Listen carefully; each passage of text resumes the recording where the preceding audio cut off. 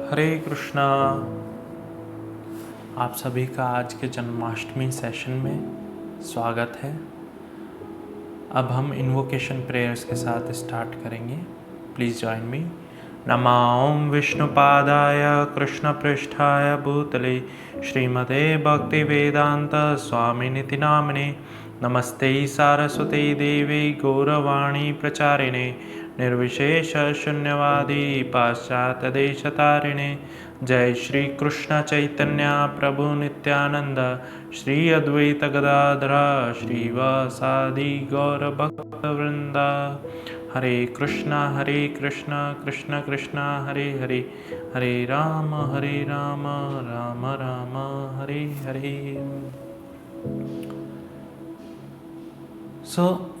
हम हर साल जन्माष्टमी मनाते हैं, तो सबसे पहले हम प्रयास करेंगे समझने का कि हम जन्माष्टमी क्यों मनाते हैं। पूरे विश्व भर में हर्षोल्लास के साथ हर साल ये त्यौहार जन्माष्टमी का उत्सव मनाया जाता है, जो कि भगवान का जन्मोत्सव है। तो सबसे पहले हम इस चीज़ को समझने का प्रयास करेंगे, इसके पीछे का क्या इम्पोर्टेंस है, महत्व है, उसे समझने का प्रयास करेंगे। तो भगवान भगवत गीता में के 4थे अध्याय में बताते हैं, अजोपि सन अव्यय आत्मा भूतानाम ईश्वरोपि सन प्रकृतिम स्वम अधिष्ठायम संभवामि आत्म मायायाम। अजोपि सन, भगवान बता रहे हैं मैं हूँ अजा। अजा मीन्स अजन्मा, मेरा कोई जन्म नहीं है, अनबॉर्न, मेरा कोई जन्म नहीं है। और जिसका कोई जन्म नहीं है उसका मृत्यु भी नहीं है। हम जो जीवात्मा हैं, हम क्या है, जा है। जा मीन्स हमारा जन्म भी है, और हमारा अगर जन्म है तो हमारा मृत्यु भी सुनिश्चित है, मृत्यु भी है। और भगवान कह रहे हैं वो क्या है, अजोपि सन। तो भगवान क्या है, जन्म नहीं लेते, भगवान अजन्मे हैं, फिर भी भगवान जन्म ले रहे हैं। और उनके जन्म को हम जन्माष्टमी के रूप में, जन्मोत्सव के रूप में हम पूरे विश्व में मना रहे हैं। तो इससे हम समझने का प्रयास करेंगे कि भगवान तो कह रहे हैं मैं अजन्मा हूँ, लेकिन हम सब लोग भगवान का जन्मोत्सव, जन्माष्टमी उत्सव बड़े धूमधाम से मना रहे हैं। ऐसा क्यों? तो भगवान बताते हैं फर्दर, भूतानाम ईश्वरोपि सन, मैं सारे जो जीव हैं उनका क्या हूँ, ईश्वर हूँ, उनका स्वामी हूँ, उनका मास्टर हूँ। प्रकृतिम स्वम अधिष्ठाय संभवामि आत्मा मायाया, और मैं अपने दिव्य प्रकृति, अपने दिव्य शक्ति द्वारा प्रकट होता हूँ। अपनी इच्छा से मैं प्रकट होता हूँ। क्यों प्रकट होता हूँ वो भगवान अगले श्लोक में बता रहे हैं भगवत गीता के। यदा यदा ही धर्मस्य ग्लानिर्भवति भारत अद्भुत्थानम धर्मस्य तदात्मानं सृजाम्यहम्। जब जब धर्म की हानि होती है और अधर्म में प्रवृत्ति होती है, अधर्म का जब जब धर्म में तो हानि होती है और धर्म बढ़ता है, भगवान कह रहे हैं मैं अवतरित होता हूँ, मैं प्रकट होता हूँ, मैं स्वयं प्रकट होता हूँ। तदात्मानम, उस समय, तदा मीन्स उस समय, आत्मानम सृजाम्यहम्, आत्मा में, आत्मानम मीन्स मैं स्वयं प्रकट होता हूँ, भगवान बता रहे हैं। और क्यों प्रकट होते हैं भगवान? धर्म जब नाश होता है उसे रोकने के लिए। किस तरह से, वो भगवान फिर अगले श्लोक में बता रहे हैं। क्या बता रहे हैं भगवान? परित्राणाय साधुना विनाशाय च दुष्कृताम धर्म संस्थापनार्थाय संभवामि युगे युगे। परित्राणा मीन्स मैं अपने भक्तों का, साधुओं का उद्धार करने के लिए, उन्हें रक्षा प्रदान करने के लिए अधर्म से बचाने के लिए मैं प्रकट होता हूँ। और दूसरा भगवान कारण बता रहे हैं, दुष्कृतना, जो दुष्कृतना है, जो राक्षस हैं, असुरा हैं, उनका नाश करने के, विनाशाय च दुष्कृताम, उनको विनाश करने के लिए मैं प्रकट होता हूँ। और तीसरा कारण भगवान बता रहे हैं, धर्म संस्थापना अर्थाया, धर्म की स्थापना करने के लिए मैं प्रकट होता हूँ।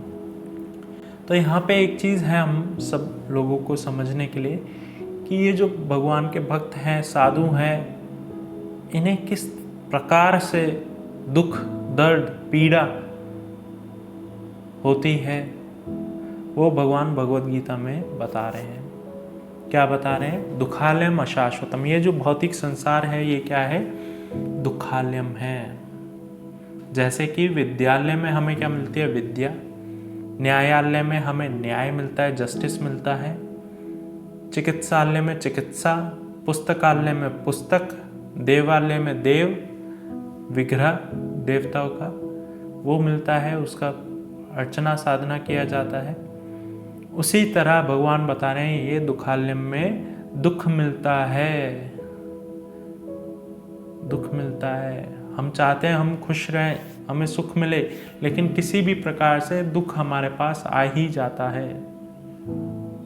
तो वो भगवान बता रहे हैं, तो उस चीज से बचाने के लिए, रक्षा करने के लिए अपने भक्तों की भगवान प्रकट होते हैं। और जो ये आधार्मिक लोग हैं, वो किस तरह के होते हैं? आधार्मिक लोग क्या होते हैं? इन्हें भगवान की इच्छा के विरुद्ध ये काम करते हैं। वो किसी भी तरह का धर्म का पालन नहीं करते। उनके लिए सर्वप्रथम जो धर्म है उनका, वो क्या है? मेरी संतुष्टि, मैं हमेशा खुश रहूं, मैं हमेशा शांत रहूं और मैं हमेशा अपने इंद्रियों को तृप्ति करता रहूं, ये उनका धर्म है। और इसके लिए वो किसी को भी हानि पहुंचा सकते हैं, किसी का भी शोषण कर सकते हैं। तो भगवान के भक्तों का शोषण करते हैं, उनका शोषण करते हैं, और उनसे बचाने के लिए भगवान जो है प्रकट होते हैं। जिस प्रकार एक जेल है, जेल में एक कैदी ऐसा है जिसे अपने अपराध का पश्चाताप होता है, उसे अपने अपराध पे पश्चाताप होता है, और उस अपराध को वो मानकर अब अपने जीवन को सुधारना चाहता है और जेल से बाहर आना चाहता है। लेकिन बाकी के कुछ कैदी ऐसे हैं जो कि आसुरिक हैं, गुंडे हैं। वो नहीं चाहते कि ये जो कैदी है बाहर जाए, उसके मार्ग में अड़चनें लाते हैं, उसे परेशान करते हैं, उसका शोषण करते हैं अलग अलग प्रकार से। तो जो जेलर है, वो जो कैदी अपना जीवन सुधारना चाहता है, उसे बचाता है, उसे बचाता है, उसे प्रोटेक्शन देता है। उसी प्रकार भगवान अपने भक्तों को, जो इस भौतिक संसार से बाहर आना चाहते हैं, इस दुखालयम से बाहर आना चाहते हैं, और किस प्रकार से आ सकते हैं वो बाहर? जब भगवान की भक्ति करें। तो उन भक्तों को भगवान जो है अपना सुरक्षा प्रदान करते हैं। तो किस प्रकार भगवान सुरक्षा प्रदान करते हैं? जब भगवान स्वयं प्रकट हुए, जब तो भगवान ने अपने भक्तों को स्वयं सुरक्षा दी, उन्हें प्रोटेक्ट किया, अनेकानेक खतरों से, उन्हें हानि होने से बचाया। लेकिन आज के टाइम में भगवान हम सबको कैसे प्रोटेक्ट कर सकते हैं, कैसे वो सुरक्षा प्रदान करते हैं, इसके बारे में हम समझेंगे। भगवान अगले श्लोक में बता रहे हैं भगवद गीता के, जन्म कर्म च मे दिव्यम एवं वेत्यो तत्वतः त्यक्त्वा देहं पुनर्नेति नेति मामेति सो अर्जुना। सो भगवान कह रहे हैं, जो मेरे जन्म है और जो मेरे कर्म हैं वो दिव्य हैं, वो दिव्य हैं। और जो इन्हें समझ लेता है वो इस शरीर को छोड़ने के बाद जन्म मृत्यु के चक्र से मुक्त हो जाता है। त्यक्त्वा देहम पुनर्नेति नेति मामेति सो अर्जुना। वो इस भौतिक संसार में दोबारा जन्म नहीं लेता। कहाँ आता है वो? नेति मामेति सो अर्जुना, वो मेरे धाम, जो मेरा परम धाम है उसमें आता है, मेरे साथ आता है, मेरे साथ रहता है। भगवान बता रहे हैं अर्जुन को। जिस प्रकार हम आज के टाइम में भगवान हमारे बीच में स्वयं प्रकट नहीं है साक्षात रूप में, तो जस्ट भगवान की लीला, भगवान के जन्म, भगवान के कर्म, भगवान के इन लीलाओं के बारे में श्रवण करके, अध्ययन करके, भगवद गीता भागवतम का अध्ययन करके, सुन करके, श्रवण कर करके हम भगवान के धाम आराम से जा सकते हैं, इवन दो भगवान नहीं है। जब भगवान स्वयं थे तो भगवान ने अपने जो भक्त हैं, साधु हैं, उन्हें प्रोटेक्ट किया, सुरक्षा प्रदान की और उन्हें अपने साथ वापस अपने धाम ले गए। लेकिन वो अपने पीछे इन सब लीलाओं को छोड़ गए। किस लिए? जिससे हम उन्हें याद कर सकें, उन लीलाओं को स्मरण कर सकें और अपने जीवन का उद्धार कर सकें। भगवान के जो प्रिय भक्त हैं गोपियाँ, वो बता रहे हैं तवा कथामृतम तप्त जीवनम कविर्भिरीडितम कल्मषापहम। जो तवा कथामृतम, जो तुम्हारी कथाएं हैं, जो तुम्हारे उपदेश हैं, जो तुम्हारी लीलाएं हैं, उनका श्रवण करके तप्त जीवनम, ये हमें जीवन प्रदान करते हैं, ये हमारे लाइफ एंड सोल हैं। और इस भौतिक संसार में ये सारे कल्मसा मीन्स सारे कलेशों से, सारे सफरिंग से हमें बचाता है। ये हमारे सारे सफरिंग से हमें बचाता है।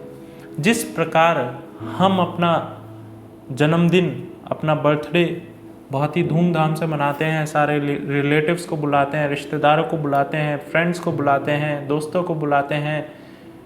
क्यों बुलाते हैं?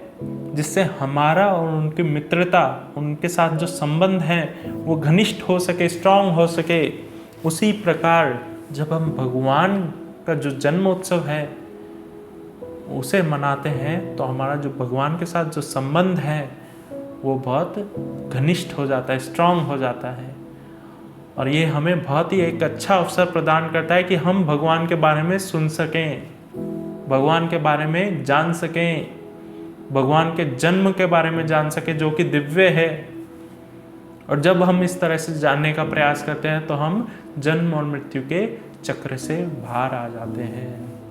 इसलिए जो जन्माष्टमी है, भगवान का जो जन्मोत्सव है, वो पूरे हर्षोल्लास के साथ मनाया जाता है,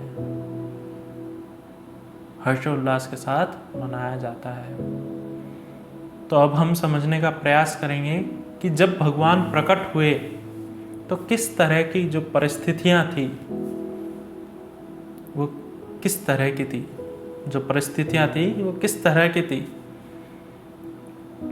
तो जो बहुत सारे असुरा हैं, जब देवताओं और असुरों में युद्ध होता था सत्य युग त्रेता युग में, तो वो जो असुर हैं ये भूलोक पे, ये भूमि पे, पृथ्वी पे जन्म लेना शुरू किया, आरंभ किया उन्होंने।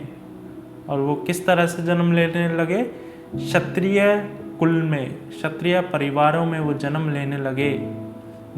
जैसे कि कंस, दुर्योधन, शिशुपाल, जरासंध, शकुनी, और ये सब जो हैं ये आसुरिक राजा हैं, क्षत्रिय हैं।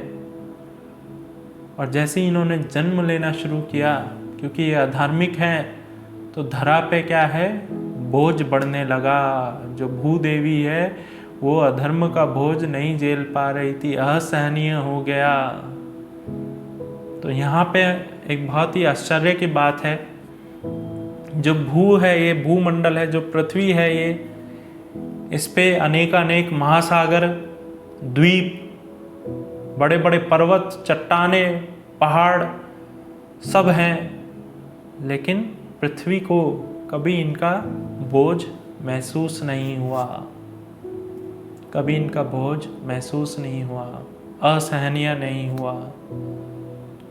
लेकिन ये जो कुछ राजा हैं, क्षत्रिय, अधार्मिक राजा, आसुरिक राजा, इनका बोझ पृथ्वी सहन नहीं कर पाती है।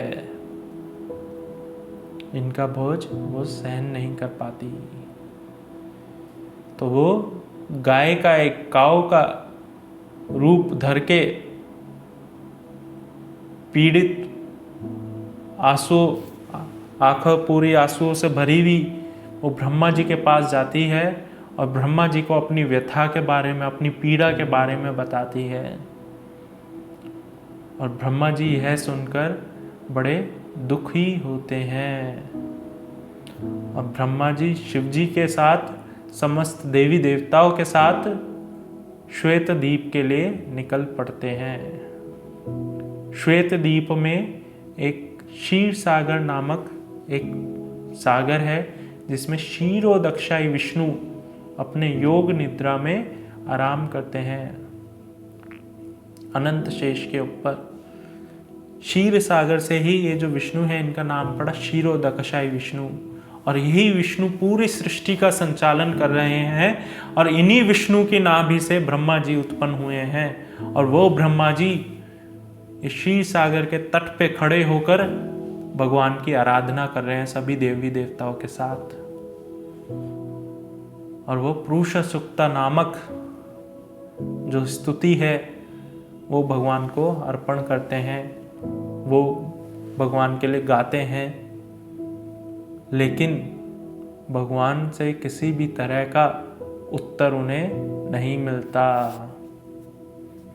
तो ब्रह्मा जी फिर से एक बार दोबारा पूरा भक्ति भाव के साथ, प्रेम के साथ भगवान का ध्यान करते हैं, उनका जो सच्चिदानंद रूप है उसका ध्यान करते हैं, उस पर मेडिटेट करते हैं। और इस बार भगवान उनके हृदय में जो उत्तर है वो प्रकाशित करते हैं। तेने ब्रह्मा हृदय आदि कवे, जो उत्तर है वो ब्रह्मा जी के हृदय में प्रकाशित करते हैं। और क्या बताते हैं भगवान? भगवान दो चीज बताते हैं।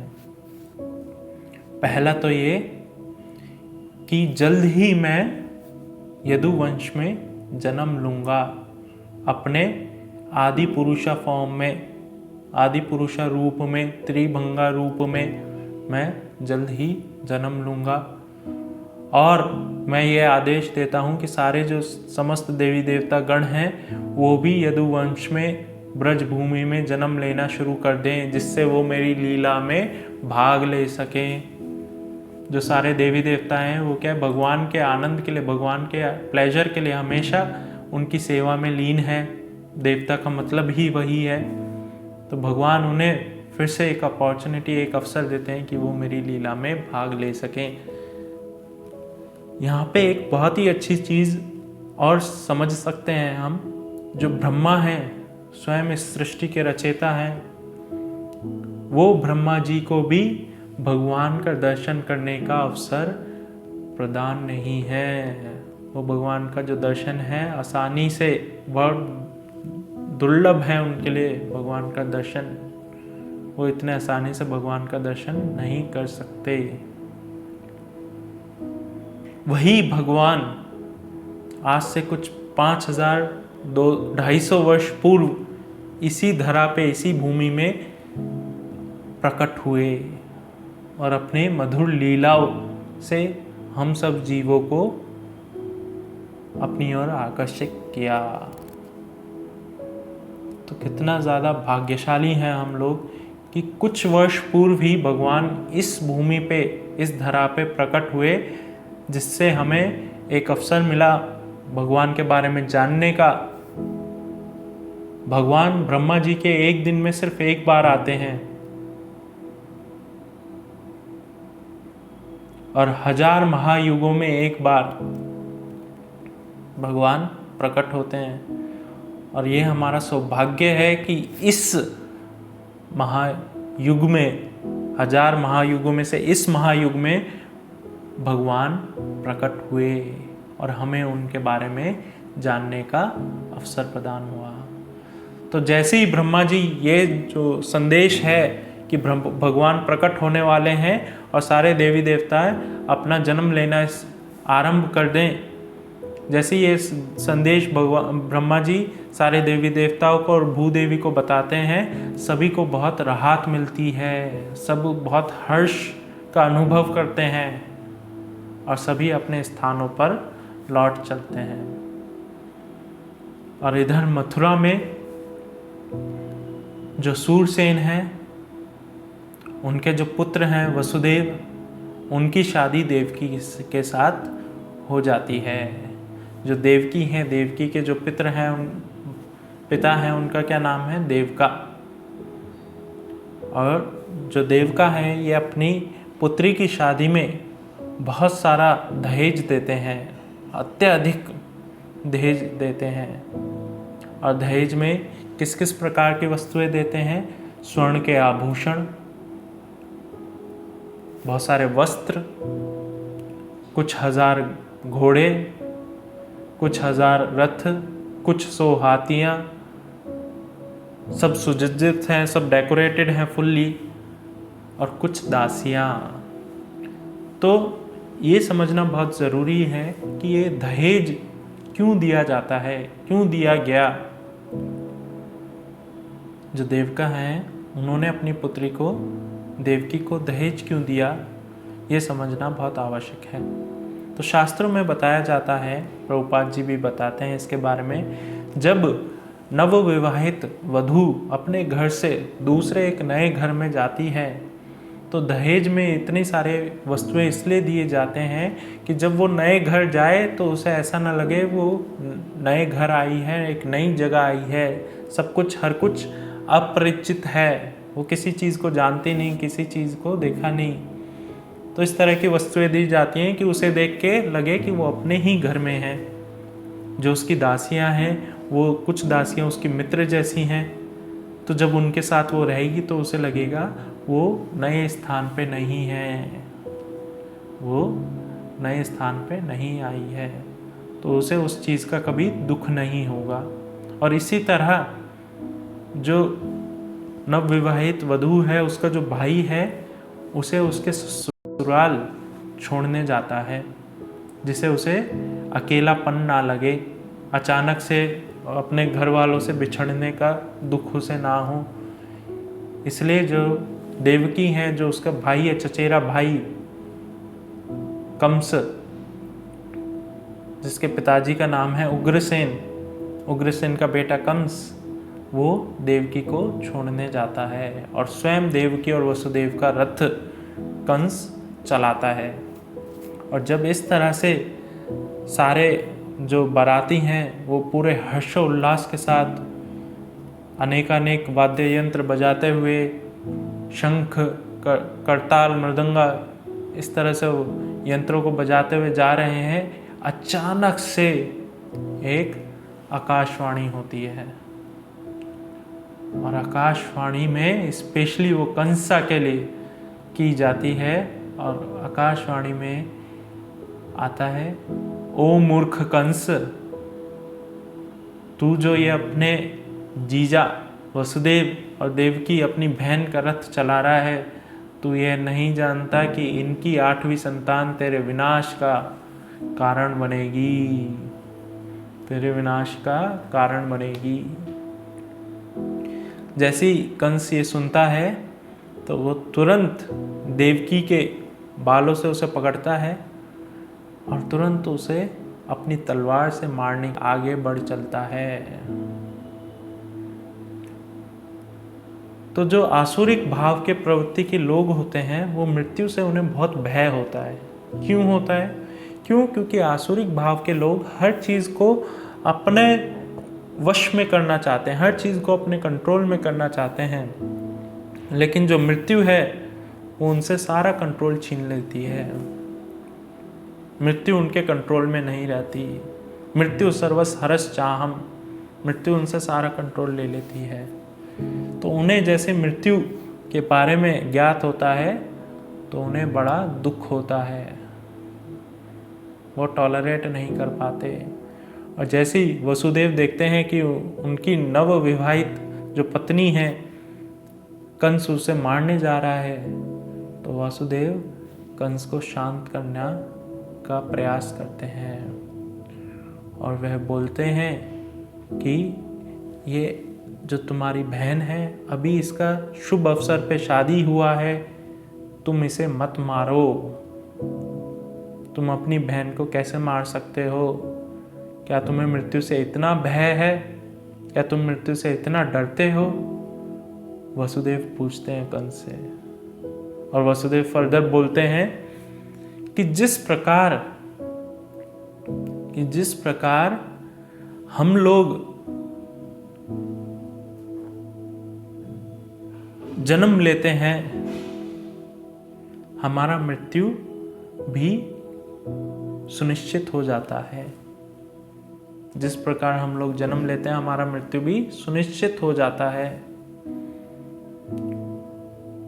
मान लीजिए जैसे हम 25 वर्ष के हुए तो 25 वर्ष हम मर चुके हैं। इस प्रकार वसुदेव बताते हैं कि जैसे ही हम 25 वर्ष के हुए, मतलब हम 25 वर्ष के मर चुके हैं, तो मृत्यु से किस तरह का भय, ये तो प्राकृतिक है, बहुत ही नेचुरल है। हम मृत्यु से नहीं भाग सकते। और मृत्यु मतलब ये जो हमारा बॉडी है, शरीर है, इसे छोड़ के एक नए शरीर को एक्सेप्ट करना, उसे स्वीकार करना ही मृत्यु है। जिस प्रकार हम जब चलते हैं तो पीछे वाला कदम उठा के आगे रखते हैं,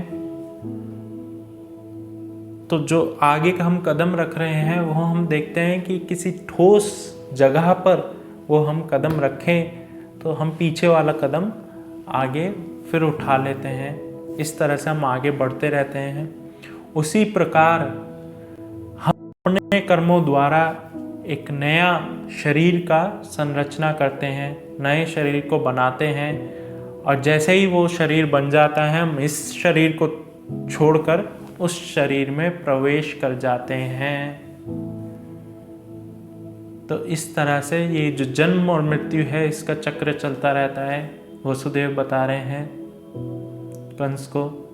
फिर वसुदेव बताते हैं कि जिस प्रकार हम लोग दिन में, मान लीजिए हम सुनते हैं पहाड़ को देखते हैं, एक बहुत ही अच्छे पहाड़ को देखते हैं और स्वर्ण के बारे में, गोल्ड के बारे में सुनते हैं, तो हम स्वप्न में, ड्रीम में अपने एक स्वर्ण का पहाड़ देखते हैं, सोने का पहाड़ देखते हैं, लेकिन वो वास्तविक नहीं है। जैसे हमारा सपना टूटता है, नींद खुलती है, हमारा दिन फिर से स्टार्ट हो जाता है, फिर से शुरू हो जाता है। हम अपने दिनचर्या में अलग अलग कार्यकलापों में लग जाते हैं, बिजी हो जाते हैं।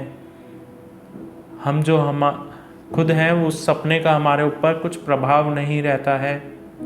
उसी प्रकार वसुदेव बता रहे हैं कि हम ये नया शरीर लेते रहते हैं, ये जन्म मृत्यु का चक्र चलता रहता है, नए नए शरीर को हम धारण करते रहते हैं, लेकिन जो हम वास्तविक, हम जो आत्मा है, हम क्या है, ये शरीर नहीं है, ये पंचभूता शरीर नहीं है, हम क्या है, आत्मा। ये जो वास्तविक आत्मा है, इसका कुछ प्रभाव नहीं होता। उसी प्रकार जो है, जैसे सपने में का हमारे ऊपर प्रभाव नहीं होता, उसी प्रकार ये जो शरीर है, इसका हमारे ऊपर प्रभाव नहीं होता। फिर वसुदेव बता रहे हैं कि जिस प्रकार सूर्य और चंद्र आकाश में दिखते हैं, वास्तविक सूर्य और चंद्र दिखते हैं, और उनका प्रतिबिंब, उनका रिफ्लेक्शन पानी में, तेल में, घी में, दूध में, अलग अलग रूपों में और रंग में दिखता है, उसी प्रकार हम अलग अलग शरीर धारण करते हैं, लेकिन वास्तविक में जो हम आत्मा है वो प्रभावित नहीं होती। हम शरीर धारण करके सुख और दुख भोगते हैं, लेकिन हम प्रभावित नहीं होते। जिस प्रकार सूर्य और चंद्र का प्रतिबिंब अलग अलग, सरफेस अलग अलग दूध दही इन सब में दिखता है वो प्रभावित नहीं होता, हम भी प्रभावित नहीं होते, आत्मा भी प्रभावित नहीं होती। इस जन्म और मृत्यु के चक्र से आत्मा प्रभावित नहीं होती। तो जब इस तरह से वसुदेव कंस को बता रहे होते हैं तो कंस में किसी तरह का कोई प्रभाव, कोई चेंज नहीं आता। क्यों नहीं आता? क्यों? क्योंकि कंस जो है आसुरिक भाव से है, उसकी जो प्रवृत्ति है वो किस तरह की है? आसुरिक है। तो आसुरिक संगत, आसुरिक प्रवृत्ति और आसुरिक भाव जब होता है तो हमें किसी तरह का आध्यात्मिक ज्ञान कभी समझ में नहीं आता, कभी समझ में नहीं आता। तो वसुदेव फिर से एक बार कोशिश करते हैं और कंस को बोलते हैं कि जिस प्रकार से जो माता पिता हैं वो अपनी संतान को सुरक्षा प्रदान करते हैं, उसी प्रकार से एक बड़े भाई का कर्तव्य बनता है कि वो अपनी छोटी बहन को सुरक्षा दे। लेकिन तुम इतने बड़े राजा होने के बावजूद अपनी छोटी बहन की हत्या करना चाहते हो।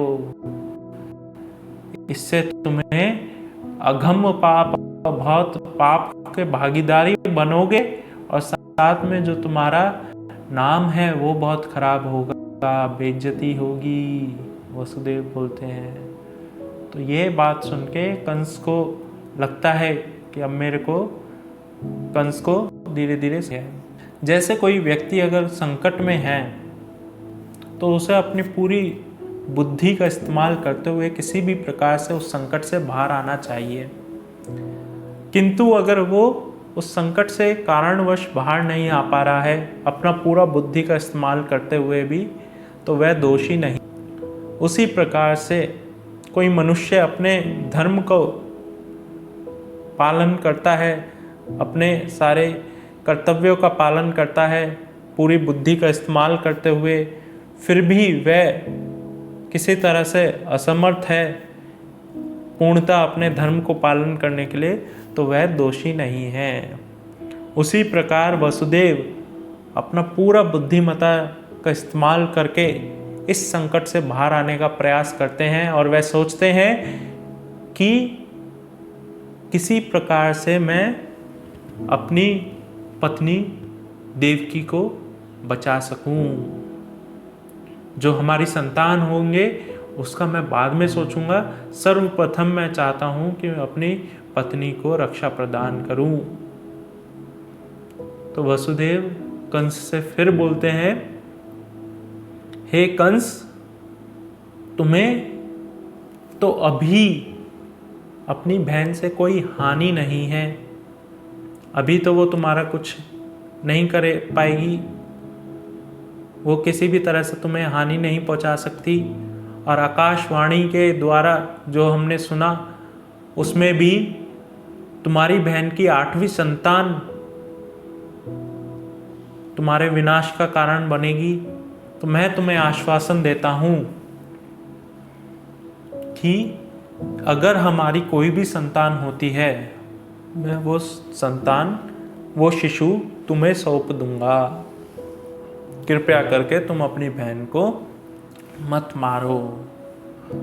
तो जो कंस है वह सोचता है कि ये वसुदेव बहुत ही सभ्य है, ये अपने वचनों से दूर नहीं हटेगा, पीछे नहीं हटेगा, अपने वचनों का पालन करेगा।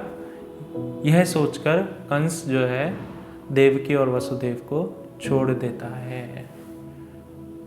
और वसुदेव को बड़ा ही हर्ष होता है इस बात को जानकर और वह अपनी पत्नी के साथ घर लौट जाता है। तो इस तरह हमने जाना कि किस तरह से वसुदेव और देवकी का शादी हुआ, किस परिस्थितियों में भगवान ने प्रकट हुए। और अब अगले जन्माष्टमी के सेशन में हम और डिटेल में जानेंगे कि भगवान किस तरह से देवकी के गर्भ में प्रकट हुए, किस तरह से देवी देवता भगवान को वंदना, प्रेयर्स, प्रार्थना ऑफर करने के लिए, स्तुति ऑफर करने के लिए आए और किस तरह भगवान का जन्म हुआ। आज के लिए इतना ही। हरे कृष्णा।